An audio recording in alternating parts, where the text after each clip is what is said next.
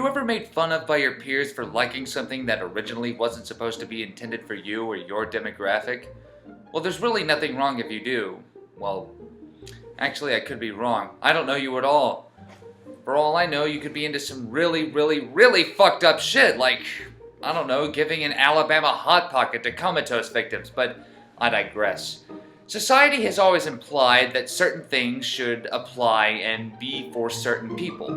Nowadays, they think that men like things that are big, fast, hard, loud, and overly masculine.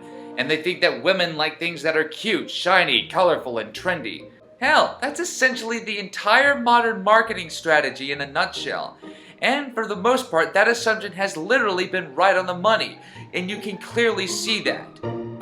But every once in a blue moon, there comes a time where the simple marketing strategy is thrown out the window in a state of perplexity because an unexpected group adopted what originally wasn't supposed to be intended for them. And that's where we arrive at discussing the most recent incarnation of this phenomenon, Bronies. I'm not going to go the typical route and explain who or what Bronies are, because they've been the #1 most requested topic on this channel for quite some time now. I'm not going to condescend and act like you're a bunch of misinformed troglodytes. And even if I did, all of you would go, "No fucking shit, Sherlock, we know who Bronies are, they're everywhere!" They're quite literally omnipresent on the internet. YouTube, Facebook, Twitter, Tumblr, Instagram, or whatever the fuck social networking site is trending nowadays. Hell, even major news networks have covered them at least once. But getting back to the subject, a lot of you guys have asked me what my opinion on My Little Pony and their eccentric fan base is. Well, as far as I'm concerned, I don't really see Bronies as anything more than just your typical fanboys. I have nothing for or against them. In fact, one of my favorite YouTubers, Josh Scorcher, for unrelated reasons, is a Brony. The only real difference between Bronies and other legions of fanboys is, like I mentioned earlier, is that they're fans of something that originally wasn't supposed to be targeted towards them. And because of that, they've gained an immense amount of popularity, or at least weird looks, by people surrounding them. That's it. I can't just make any broad generalizations about Bronies. Or any fan base for that matter, despite what I've said in the past. But to call Brutal Death Grindcore fans stubborn is a bigger understatement than saying that Glenn Beck is only a little goofy. Consider that an apology. I may be a hypocrite, but at least I'm a self-aware hypocrite. The truth is that Bronies and all fan bases alike can actually be divided into 3 smaller generalizations. The first is just being a simple fan of the show. Their level of excitement towards it is understandably giddy. It's perfectly fine to anticipate something you enjoy. That's why you're a fan in the first place. They show off their support with things like fan art, maybe a My Little Pony related avatar on their online profiles, and maybe even sporting a t-shirt or two. But their fandom is almost never superfluous and it almost never gets on anyone's nerves. Well, maybe in the case of Bronies it might raise some eyebrows, maybe conjure up a conversation about why you're a Brony, followed by probably some lighthearted teasing and then you bringing up an embarrassing fact about them, like the night where they let his dog lick cottage cheese off his balls. Followed by a long, awkward, painful silence and finally agreeing to forget about everything you two have just said. And it usually doesn't involve further than that. Usually. They're level-headed and open to other people's opinions and criticisms regarding My Little Pony while presenting a reasonable argument about why they think it's good. And when all is said and done, they make no bones about the debate they have and go on about their day. These fans are usually overshadowed by the rowdier and creepier breed and give them a bad name. Usually because they stay out of pointless arguments on the internet because they have better things to do, and rightfully so. Or at the very least, they just very quietly say their piece and go on about their day, because like I said before, they don't make a big deal about it. I'm certainly not alone in wishing that more people had this kind of mentality. But that only exists in a perfect world where everyone was thoughtful and Brickleberry wasn't renewed for a 2nd season. My god, that show is fucking awful. The second tier of fans is the more infamous, talked about people on the internet. The fanboys, fangirls, fan-trannies, fan-tards, whatever you want to call them.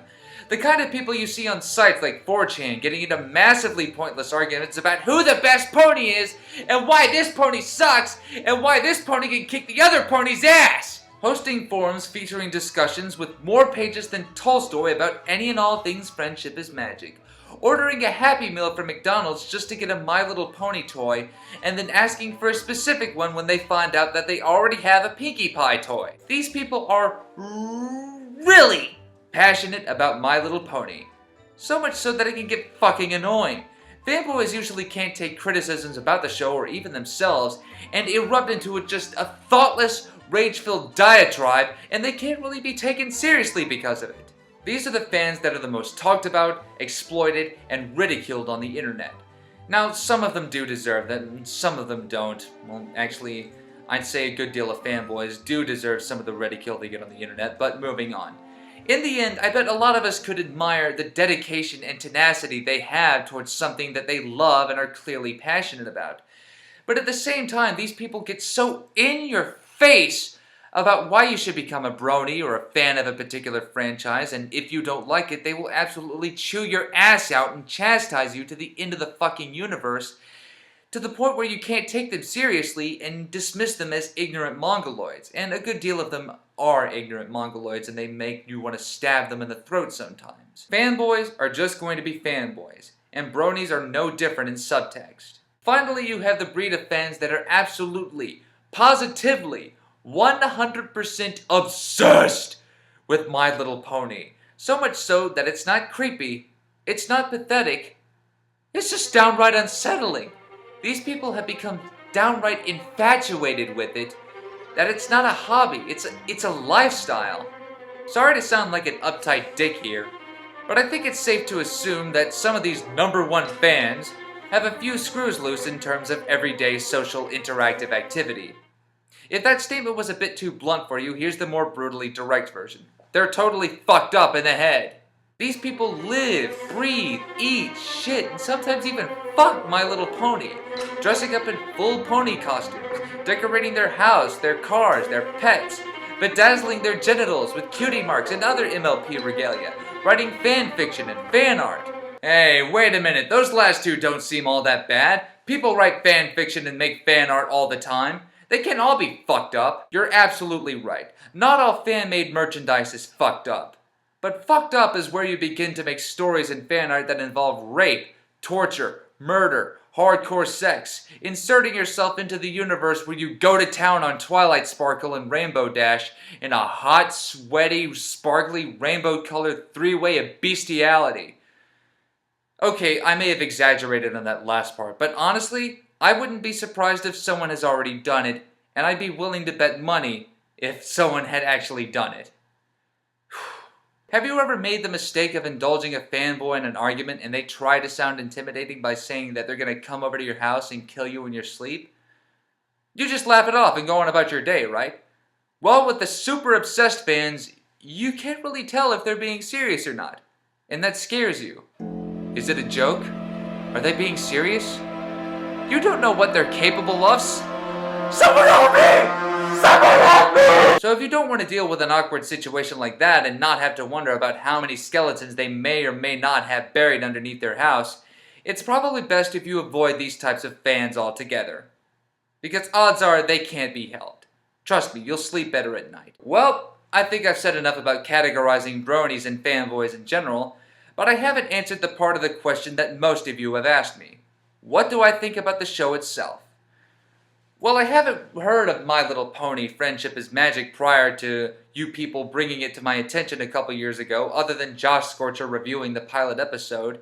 And in order to form an actual opinion and not just cop out by saying, I haven't watched it and I don't intend to, I actually did sit down and watch a few episodes. And while I can't say that I like it, I will give it this. It's at least competent. While I didn't find anything spectacular about it, I didn't find anything terrible about it either. And that's why I don't think bronies deserve such the fuss they're kicking up. They actually have legitimate reasons for liking it. The animation is nice, the writing is actually competent and doesn't treat you like a brain-dead imbecile but actually expects you to follow what's happening. The characters are nice and diverse even though I found most of them annoying. You can clearly tell that the developers of the show wanted to transcend its original target and make something that everyone can enjoy. But personally, I couldn't get into the show because, like I said before, I found most of the characters annoying. Especially Pinkie Pie. Fucking hated Pinkie Pie.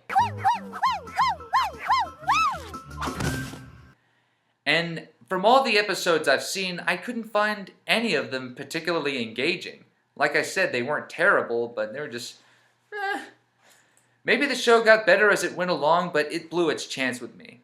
Now, there is one more admittedly superficial reason why I can't get into the show, and get ready for a moment of shallow hypocrisy here, but let me explain. From what I can tell, this is the most recent cartoon that has actually had heart and effort put into it so that people of any age and any gender can enjoy, especially after a long drought of quality cartoons this day and age.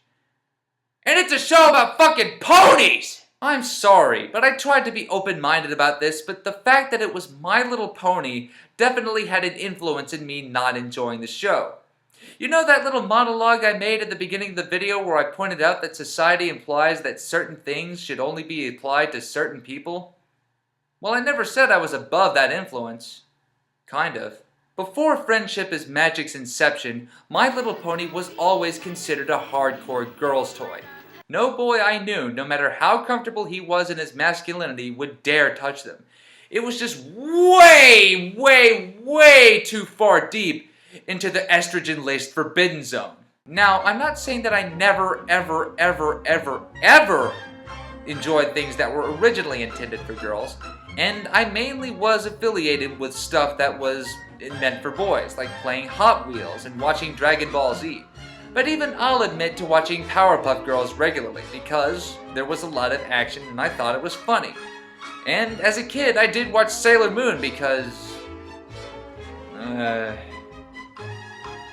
well, it looked pretty, it looked cool. Okay, you got me there, that was a little fruity. But a lot of you already know that one of my favorite movies of last year was Bridesmaids. A chick flick. I guess the point I'm trying to make here is that Bronies are actually really brave. They're able to look past the exterior and just enjoy the show for its own merits. And admittedly, it does have its merits. Now, some of them do take that enjoyment too seriously and too far. But, like I've said a million fucking times before, that applies for every franchise. They have the courage to go against the prerequisite that society had made for them and not make it a guilty pleasure, but just a pleasure in which people are quick to judge as weird, unnatural, or as the immature people would say, gay! And I will admit, I was on that same judgmental boat about Bronies at first. But over time, some people came up with actual legitimate arguments, and after seeing the show myself, and again, while I can't say that I enjoy it, I'm actually comfortable with the concept of Bronies now. And you know what? There have been far weirder, infinitely more fucked up groups of people that have come and gone throughout history than a bunch of grown men watching a cartoon show about ponies. Society may have its templates, but it's not perfect. It's constantly changing and evolving and adapting along with life itself, complete with its share of oddities. And any historical research will confirm what I'm saying. And that's why I think Bronies are nothing out of the ordinary of the out of the ordinary. And there you have it, folks. My opinion about My Little Pony, Friendship is Magic, and their community. You happy now? Are you satisfied? He bashed Brutal Death Grindcore fans but gave Bronies a pass? What a hypocrite! Okay, I'll admit I was a little brash on that subject. He's going back on what he said. No, I still think that it's absolutely god-awful, but I'll admit that things like that are subjective. Sack of shit! I wasn't lying. I was wrong. There's a difference. Hypocrite! Hypocrite! Hypocrite! Hypocrite! I'm PMRants, and apparently people on the internet can't understand that people make mistakes sometimes. Thank you for watching and have a good day. Hypocrite!